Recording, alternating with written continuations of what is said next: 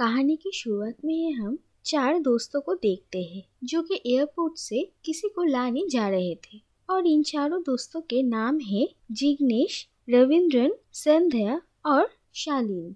जिग्नेश के साथ उसकी एक फ्रेंड आई थी, उसका नाम था माला। जिग्नेश उसे पसंद करता था, लेकिन ये बात वो माला से कह नहीं पा रहा था। और एयरपोर्ट पहुंचकर उन लोगों को ये पता चलता है कि फ्लाइट लेट है। माला को काफी इरिटेशन होता है और इसीलिए बाकी के चारों दोस्त ये डिसाइड करते हैं कि क्यों न वो लोग माला को जय और अदिति की लव स्टोरी सुनाए। लेकिन माला उनकी कहानी सुनने में बिल्कुल भी इंटरेस्टेड नहीं थी, लेकिन फिर भी वो चारों दोस्त उनकी कहानी शुरू करते हैं। जय और अदिति इन चारों के ही दोस्त थे और वो लोग कॉलेज में एक साथ पढ़ा करते थे, जहाँ पर एक तरफ जय सिंह राठौड़ एक नॉन वायलेंट राजपूत था और उसकी माँ एक सोशल वर्कर थी। और जय की माँ ने हमेशा से ही उसे ये समझाया है कि उसके पिता एक बहुत ही शांत स्वभाव के इंसान थे और वो हमेशा दूसरों की मदद किया करते थे। और ऐसे ही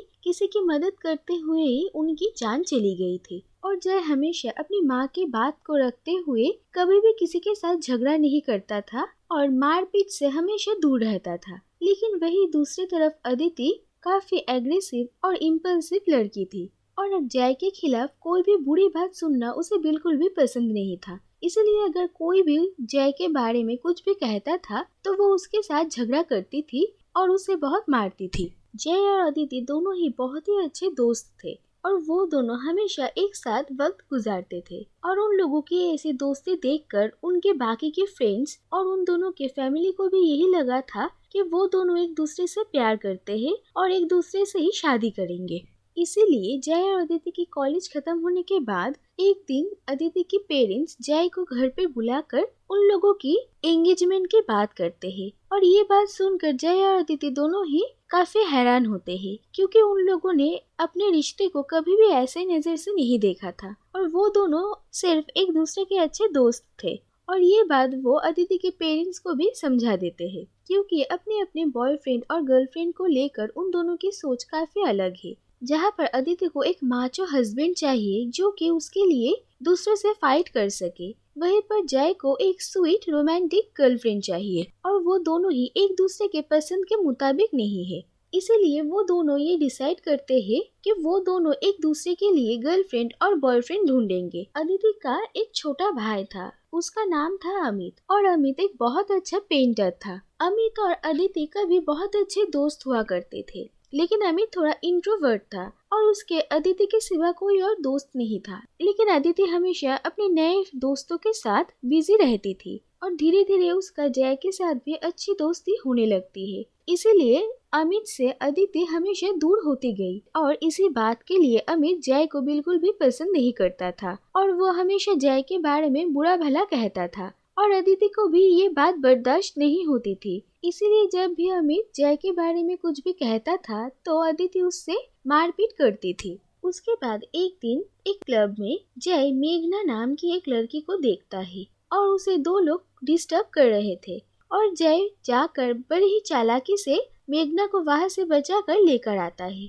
और उसके बाद से ही जय और मेघना दोनों अच्छे दोस्त बन जाते हैं और धीरे धीरे ही एक दूसरे को पसंद करने लगते हैं।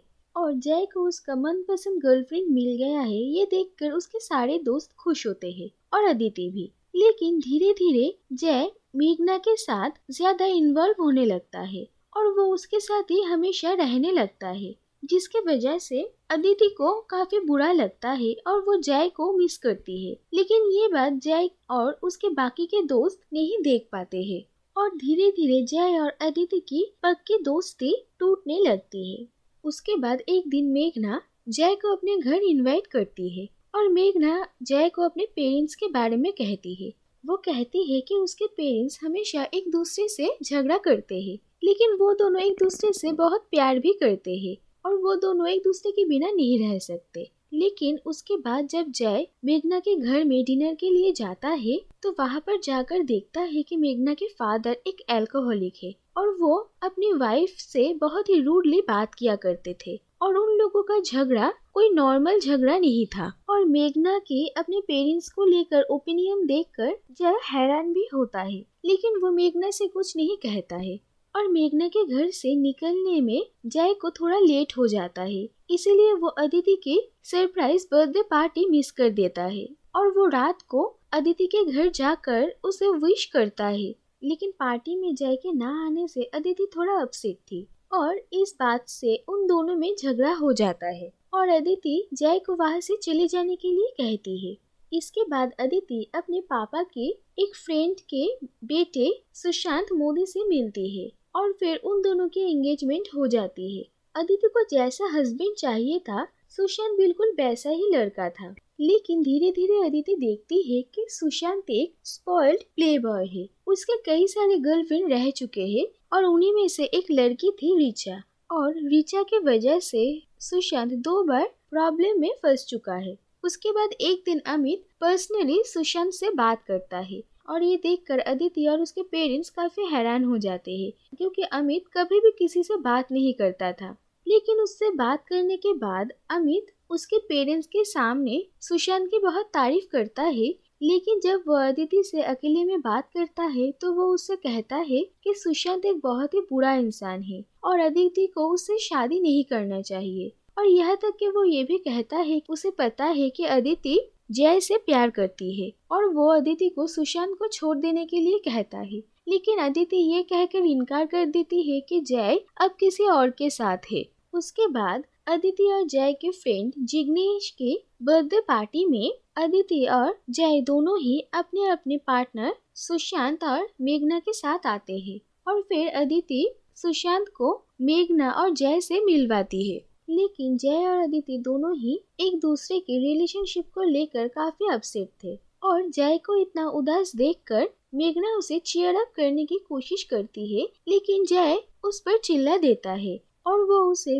उसके पेरेंट्स के बारे में भी 2 बातें सुना देता है। और ये सुनकर मेघना बहुत उदास हो जाती है और फिर वो जय से कहती है कि बचपन से ही उसके पेरेंट्स के बीच कुछ भी ठीक नहीं था और वो हमेशा उन लोगों को लड़ते झगड़ते हुए देखती थी। उसके फादर की किसी और से अफेयर चल रही थी, इसीलिए उसकी माँ ने उन्हें छोड़ दिया था, लेकिन फिर सिर्फ मेघना के वजह से ही वो वापस उनके साथ रहने के लिए आई। लेकिन उन लोगों के रिश्ते में कुछ भी बदलाव नहीं आया था और उन लोगों के इसी झगड़े से मेघना पर काफी बुरा असर पड़ता था। इसीलिए मेघना ने खुद ही अपने मन ही मन में अपने पेरेंट्स की एक खुशहाल इमेज बनाकर रखा है और वो हमेशा यही देखना चाहती है कि उसके पेरेंट्स एक दूसरे के साथ काफी खुश है।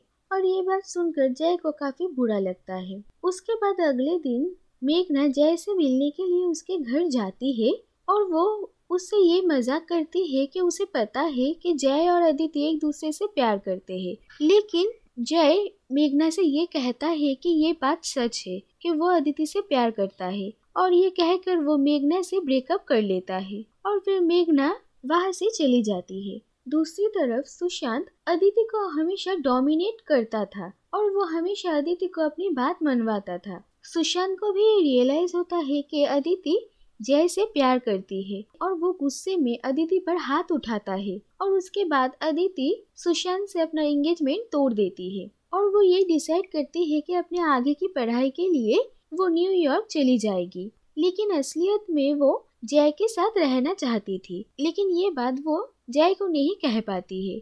और जय जब अदिति से मिलने के लिए आता है तब वो अदिति के चेहरे पर एक निशान देखकर समझ जाता है कि सुशांत ने उस पर हाथ उठाया है और फिर वो सुशांत के घर जाता है और उसके घर जाकर वो उसे बहुत मारता है। इसके बाद इंस्पेक्टर पी.के. बागमारे जय को उसके घर में अरेस्ट करने के लिए आते हैं, क्योंकि सुशांत के पापा ने जय के खिलाफ कंप्लेंट किया था और जय उस वक्त अदिति को जाने से रोकने के लिए एयरपोर्ट के लिए निकल रहा था और इंस्पेक्टर बागमारे के साथ जय की मां सावित्री सिंह राठौर के काम को लेकर कुछ अच्छे रिश्ते नहीं थे, इसीलिए वो जय के केस को और भी ज्यादा सीरियसली लेते हैं। उसके बाद वो जय को पकड़कर लॉकअप में डाल देते हैं। उसके बाद उसी रात को 2 और लोगों को अरेस्ट कर लाया जाता है। और जय देखता है कि ये दोनों वही लोग हैं जो लोग मेघना को परेशान कर रहे थे। और जय देखता है कि वो दोनों लॉकअप में आकर काफी खुश है और अपने अरेस्ट होने के बात को लेकर वो लोग सेलिब्रेट कर रहे हैं। और ये देखकर जय काफी हैरान होता है और ये दोनों भी जय को देखकर पहचान जाते हैं।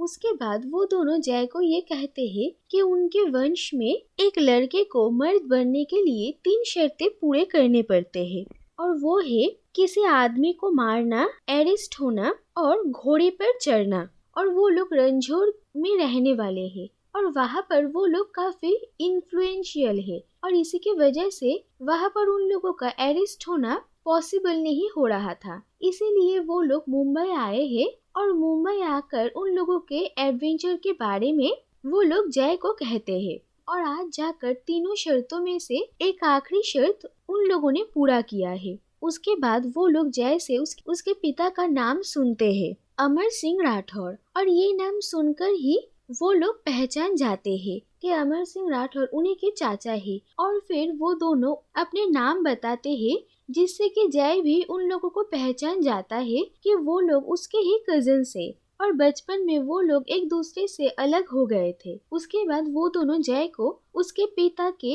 बहुत बड़े बड़े कारनामों के बारे में बताते हैं। और जो सुनकर जय को ये पता चलता है कि आज तक उसकी माँ ने उसके पिता के बारे में उसे जो कुछ भी कहा था वो सब कुछ झूठ था। उसके बाद जय अपने दोनों कजिन्स को कहता है कि उसे किसी भी तरह से यहाँ से निकलना है। और फिर वो दोनों अपना पावर इस्तेमाल कर जय को पुलिस स्टेशन से निकलने में हेल्प करते हैं, लेकिन वो दोनों लॉकअप में ही रहते हैं। और जल्दी जल्दी एयरपोर्ट पहुंचने के लिए जय अपने दोनों भाइयों का घोड़ा लेकर जाता है और इसी से जय अपने वंश के तीनों शर्तों को पूरा कर लेता है। और इसके बाद जय जब रास्ते से जा रहा था तब जय की माँ उसे लॉकअप से छुड़ाने के लिए पुलिस स्टेशन आ रही थी। और उसे ऐसे देखकर वो समझ जाती है जय भी अब बिल्कुल अपने पिता की तरह ही एक राजपूत बन चुका है। और फिर वो वापस घर चली आती है। दूसरी तरफ ना चाहते हुए भी अदिति न्यूयॉर्क जाने के लिए तैयार होती है और उसके फ्रेंड्स और फैमिली उसे एयरपोर्ट छोड़ने के लिए आते हैं। उसके बाद जय भी एयरपोर्ट पहुंचता है और वह अदिति को ढूंढने लगता है, लेकिन ऐसे सिक्योरिटी तोड़कर एयरपोर्ट के अंदर घुसने की वजह से उसके पीछे पुलिस पड़ जाती है और पुलिस उसे पकड़ लेती है। और जय अदिति को रोकने के लिए जाने तू या जाने ना गाना गाता है। एक बार जय ने कहा था कि जब उससे प्यार हो जाएगा तब वो अपने गर्लफ्रेंड के लिए ये गाना गाएगा। उसके बाद ये गाना सुनकर अदिति वहाँ पर आती है और जय और अदिति दोनों मिल जाते हैं और यहीं पर ये कहानी खत्म होती है। ये कहानी सुनकर माला को काफी अच्छा लगता है और उसके बाद जय और अदिति दोनों एयरपोर्ट से बाहर निकलते थे और वो लोग 5 साल बाद इंडिया लौट रहे थे। और माला उन दोनों को देखकर बहुत खुश होती है और उन दोनों से गले मिलती है और वो खुद को जिग्नेश की गर्लफ्रेंड कहकर इंट्रोड्यूस करती है और फिर वो सब वहाँ से एक साथ खुशी खुशी निकल जाते हैं।